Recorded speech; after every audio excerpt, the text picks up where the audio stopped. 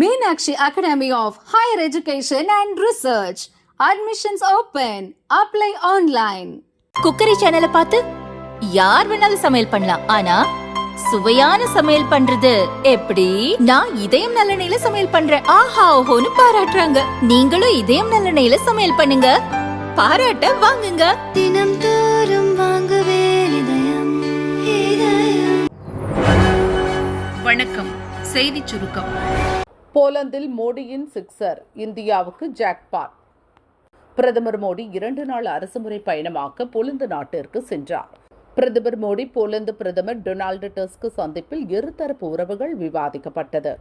Strategic partnership எனப்படும் பல துறைகளில் இணைந்து செயலாற்றுவது, ராணுவம், வர்த்தகம், வேளாண் தொழில்நுட்பம், எரிசக்தி, பசுமை தொழில்நுட்பம் எனப்படும் மாசிலா தொழில்நுட்பம், கட்டமைப்பு வசதிகள், மருந்து தயாரிப்பு, சுரங்கம் உள்ளிட்ட துறைகளில் இணைந்து செயல்படுவது என விவாதிக்கப்பட்டது. இதற்காக 2024-2028 வரையிலான 5 ஆண்டு செயல் திட்டம் வெளியிடப்பட்டது. பயங்கரவாத எதிர்ப்பு, பருவநிலை மாறுபாடு, ஐநா உள்ளிட்ட சர்வதேச அமைப்புகளில் சீர்திருத்தம் என உலகளாவிய விவகாரங்களில் இணைந்து செயல்படுவது, மிகவும் முக்கியமாக 27 நாடுகள் அடங்கிய ஐரோப்பிய யூனியனுடன் இந்தியா தாராள வர்த்தக ஒப்பந்தம் செய்வதில் அடுத்த கட்ட முன்னேற்றம் தொடர்பாக விவாதிக்கப்பட்டது. ஐரோப்பிய யூனியனின் தலைமை பொறுப்பை அடுத்த ஆண்டு ஜனவரியில் போலந்து ஏற்க உள்ளது.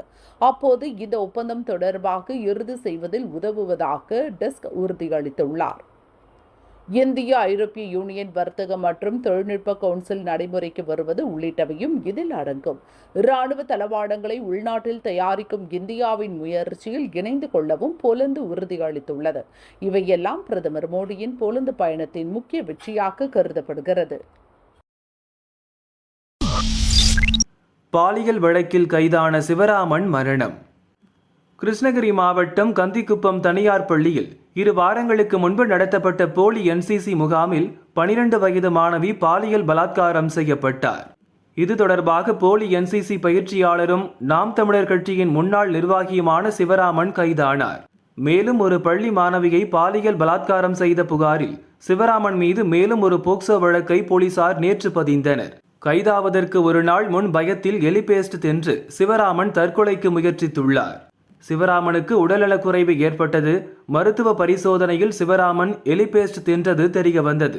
மருத்துவர்கள் பரிந்துரைப்படி மேல் சிகிச்சைக்கு சேலம் அரசு மருத்துவமனைக்கு போலீசார் அனுப்பி வைத்தனர்.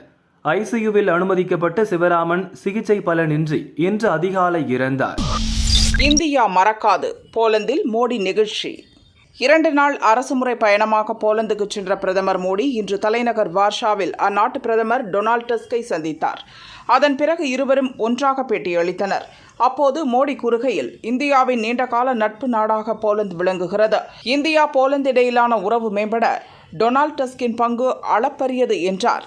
45 ஆண்டுகளுக்கு பிறகு போலந்துக்கு வந்த இந்திய பிரதமர் என்ற முறையில் பெருமிதப்படுகிறேன் என்று குறிப்பிட்ட மோடி, உக்ரைன் ரஷ்யா இடையே போர் துவங்கிய போது உக்ரைனில் சிக்கி தவித்த இந்திய மாணவர்களை மீட்டு வர போலந்து உதவியதை இந்தியர்கள் எந்நாளும் மறக்க மாட்டார்கள் எனவும் நெகிழ்ச்சியுடன் சொன்னார். वार्सो जैसे खूबसूरत शहर में गर्मजोशी भरे स्वागत, भव्य आतिथ्य सत्कार और मित्रता भरे शब्दों के लिए मैं प्रधानमंत्री टस्क का हृदय से आभार व्यक्त करता हूं. आप लंबे समय से भारत के अच्छे मित्र रहे हैं. भारत और पोलैंड की मित्रता को मजबूत करने में आपका बहुत बड़ा योगदान है. फ्रेंड्स, आज का दिन भारत और पोलैंड के संबंधों में विशेष महत्व रखता है. आज 45 साल के बाद किसी भारतीय प्रधानमंत्री ने पोलैंड का दौरा किया है. मेरे तीसरे कार्यकाल की शुरुआत में ही मुझे यह सौभाग्य मिला है. इस अवसर पर मैं पोलैंड की सरकार और यहां के लोगों का विशेष आभार व्यक्त करता हूं. आपने 2022 में यूक्रेन कॉन्फ्लिक्ट में फंसे हुए भारतीय स्टूडेंट्स को निकालने के लिए जो उदारता दिखाई, उसे हम भारतवासी कभी नहीं भूल सकते। 2022 ரஷ்யா உக்ரைன் போர் துவங்கிய போது உக்ரைனில் சிக்கி தவித்த நூற்றுக்கணக்கான இந்திய மாணவர்கள் ஆபரேஷன் கங்கா திட்டத்தின் கீழ் போலந்து நாட்டின் வழியாக 3 விமானங்களில் இந்தியாவுக்கு வந்து சேர்ந்தனர். வெற்றிக்கு முதல் படி 2026 ஆட்சி உறுதி. தமிழக பாஜக தலைவர் அண்ணாமலையின் அறிக்கை. 2024 பார்லிமென்ட் தேர்தலில் தமிழகத்தில் திராவிட கட்சிகள் இல்லாத தேஜ கூட்டணி மிகவும் பலமான சக்தியாக உருவெடுத்துள்ளது. தமிழகத்தில் 78 சட்டசபை தொகுதிகளில் பாஜக 2ஆம் இடம் பெற்றிருக்கிறது. இதுவே 2026 சட்டசபை தேர்தல் வெற்றிக்கு முதல் படி. சட்டம் ஒழுங்கு சீர்குலைவு, போதைப்பொருள் புழக்கம் என மக்கள் திமுக ஆட்சியின் மீது வெறுப்படைந்துள்ளனர். திமுக, அதிமுக என 2 திராவிட கட்சிகளும் மக்கள் நம்பிக்கையை இழந்துவிட்டன. மக்கள் மாற்றத்தை எதிர்பார்க்கின்றனர். பாஜக மக்களின் நம்பிக்கையை பெற்று வருகிறது. தேஜ கூட்டணி 18%க்கும் அதிகமான ஓட்டுகளை பெற்றிருக்கிறது. பாஜக தனித்து 11%க்கும் அதிகமான ஓட்டுகளை பெற்றிருக்கிறது. வரும் உள்ளாட்சி தேர்தலிலும் அடுத்து வரும் 2026 தேர்தலிலும் வென்று தேஜ கூட்டணி தமிழகத்தில் நிச்சயம் ஆட்சி அமைக்கும் என அண்ணாமலை அறிக்கையில் கூறியுள்ளார். வடபோச்சே என எம்எல்ஏக்கள் பெருமூச்சு விட்ட அமைச்சர்கள் திட்டம் மாறியது ஏன்? தமிழக அமைச்சரவையில் மூத்த அமைச்சர் ஒருவர் உள்பட 3 பேர் மாற்றப்படுகின்றனர். அவர்களுக்கு பதிலாக புதியவர்கள் சேர்க்கப்படுகின்றனர்.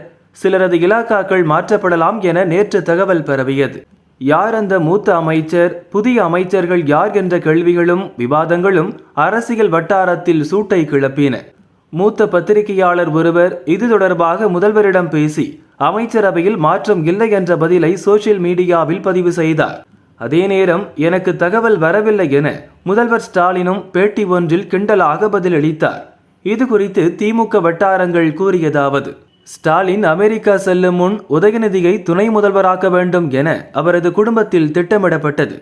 செந்தில் பாலாஜிக்கு ஜாமீன் கிடைத்ததும் அவரை சேர்க்கும் விதமாக அமைச்சரவையில் மாற்றம் செய்யவும் துணை முதல்வர் பதவியை துரைமுருகனுக்கு தரவும் முதல்வர் திட்டமிட்டதாக தெரிகிறது. ஆனால் புதிய அமைச்சராக யாரை நியமிப்பது என்பதில் இழுபறி ஏற்பட்டுள்ளது. முன்னாள் அமைச்சர் Nasser, Poonamallee MLA Krishnasamy, Tiruvallur MLA PB Rajendran, Panaimarathupatti Rajendran, Kovai Chezhiyan, Durai Chandrasekaran, Sankaran Kovil Raja, Kader Baasha என்ற முத்துராமலிங்கம் ஆகியோர் பெயர்கள் பரிசீலிக்கப்பட்டுள்ளன. மாற்றப்படும் அமைச்சர்கள் பட்டியலில் காந்தி, கயல்விழி, மஸ்தான், CV கணேசன், மனோ தங்கராஜ், மதிவேந்தன் உள்ளிட்டோர் இருந்ததாகவும் கூறப்படுகிறது. அதன்பின் மாற்றம் இல்லை என்ற செய்தி பரவ துவங்கியதும் அமைச்சர் பதவியை எதிர்பார்த்த 4-5 எம்எல்ஏக்கள் ஏமாற்றமடைந்தனர். பதவி போய்விடுமோ என்ற பதைபதைப்பில் இருந்த 5-6 அமைச்சர்கள் நிம்மதியடைந்தனர் என அந்த வட்டாரங்கள் கூறின. தமிழகத்தை கைவிட்ட வெப்பச்சலன மழை. தமிழகத்தில் இந்த ஆண்டு ஜூலை, ஆகஸ்டில் வெப்பச்சலன மழை எதிர்பார்த்த அளவுக்கு பெய்யவில்லை. வளிமண்டல மேலடுக்கு மற்றும் கீழடுக்கு சுழற்சி காரணமாக பெய்து வரும் மழையை கைகொடுத்து வருகிறது. இது குறித்து தன்னார்வ வானிலை ஆய்வாளர் செல்வகுமார் கூறியதாவது: தமிழகத்தின் பல பகுதிகளில் காற்று வீசுவதில் மாறுபாடு ஏற்பட்டுள்ளது. இதனால் நிலத்திலிருந்து வெப்பக்காற்று மேக கூட்டங்களுக்கு செல்லவில்லை. நல்ல கருமேக கூட்டம் இருந்தும் வெப்பச்சலன மழை பெய்யவில்லை என்றார். மேற்கு திசை காற்றின் வேக மாறுபாடு காரணமாக இன்று தமிழகம் மற்றும் புதுச்சேரியில் ஒரு சில இடங்களில் மிதமான மழை பெய்ய வாய்ப்புள்ளது. 28ஆம் தேதி வரை இதே நிலை நீடிக்கும் என சென்னை வானிலை ஆய்வு மையம் தெரிவித்துள்ளது. அதிர்ச்சியாயிருக்கு. மனவேதனையில் துடிக்கும் மம்தா. திடீரென மோடிக்கு பறந்த கடிதம். மேற்கு வங்க மாநிலம் கொல்கத்தா அரசு மருத்துவமனையில் பெண் டாக்டர் பலாத்காரம் செய்து கொல்லப்பட்ட சம்பவம் நாட்டை உலுக்கியுள்ளது. கொலையில் தொடர்புடைய சஞ்சய் ராய் என்பவரை கைது செய்துள்ளனர். வழக்கு CBIக்கு மாற்றப்பட்டு விசாரணை நடக்கிறது. கொல்கத்தா மருத்துவமனை டீன் உட்பட பலருக்கு உண்மை கண்டறியும் சோதனை நடத்தப்பட்டுள்ளது. பெண் டாக்டர் கொலைக்கு நீதி கேட்டு நாடு முழுவதும் டாக்டர்கள் தொடர் போராட்டம் நடத்தி வருகின்றனர். இந்நிலையில் மேற்கு வங்க முதல்வர் மம்தா பிரதமர் மோடிக்கு கடிதம் எழுதியுள்ளார். பிரதமருக்கு அனுப்பிய கடிதத்தை மம்தாவின் தலைமை ஆலோசகர் அலபன் பந்தோபாத்யாயா வாசித்தார். நாடு முழுவதும் பாலியல் பலாத்கார வழக்குகள் அதிகரித்து வருவதை உங்கள் கவனத்திற்கு கொண்டு வருகிறேன். இந்த வழக்குகள் சிலவற்றில் கொலை சம்பவங்களும் நடந்துள்ளது. தரவுகள் அடிப்படையில் நாடு முழுவதும் தினமும் 90 பாலியல் பலாத்கார வழக்குகள் பதிவாகியுள்ளது என்பது அதிர்ச்சியும் வேதனையும் அளிக்கிறது. இதுபோன்ற தரவுகள் நம் சமூகம், தேசத்தின் நம்பிக்கை, மனசாட்சியை உலுக்குகிறது. இதற்கு முற்றுப்புள்ளி வைப்பது நம் கடமை. இத்தகைய கொடூரமான குற்றங்களில் ஈடுபடும் குற்றவாளிகள் மீது கடுமையான மத்திய சட்டத்தின் கீழ் விரைவாக விசாரணை நடத்த வேண்டும். ஸ்பெஷல் கோர்ட் அமைத்து வழக்கினை 15 நாட்களுக்கு முடிக்க வேண்டும் என மம்தா கடிதத்தில் கூறியுள்ளார். Respected Prime Minister, I wish to bring to your kind attention the regular and increasing occurrence of rape cases throughout the country, and in many cases, rapes with murder are committed. According to the available data, it is horrifying to see that almost 90 cases of rapes occur daily throughout the country. This shakes the confidence and conscience of the society and the nation. It is bounden duty for all of us to put an end to it so that the women feel safe and secure. Such serious and sensitive issue needs to be addressed in a comprehensive manner through stringent central legislation prescribing exemplary punishment against the persons involved in such dastardly crimes. Setting up of fast-track special courts for speedy trial in such cases should also be considered in the proposed legislation. To ensure quick justice, trial in such cases should preferably be completed within 15 days.